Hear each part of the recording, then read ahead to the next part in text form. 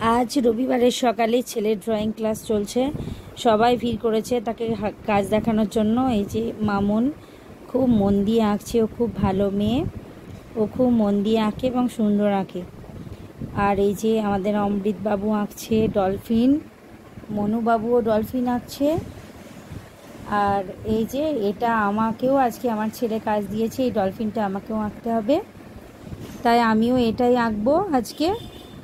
আর এই যে আমি বসে আছি, ডলফিনটা আঁকছি, একটু একটু আঁকা হয়েছে কমপ্লিট। তারপরে এই যে আমাদের এখানে রকি বাবু আজকে হাতের কাজ করেছে, জলের ওপরে কিছু ফুল ফুটেছে খাতায়, এখনও ইনকমপ্লিট আছে। যে পিউ ড্রয়িংয়ে এখন রং করছে সিনারিতে।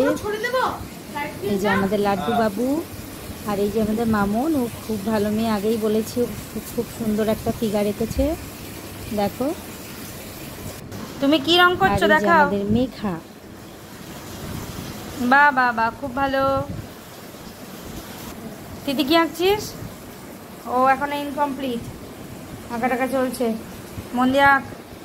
বেচারা প্রিয়াঙ্কাকে ভিডিও করে দিই, তাই প্রিয়াঙ্কার মন খারাপ হয়ে গেছে। বেচারা না, ও তোমাকেও ভিডিও করে দিচ্ছি। তুমি কি আঁকছো?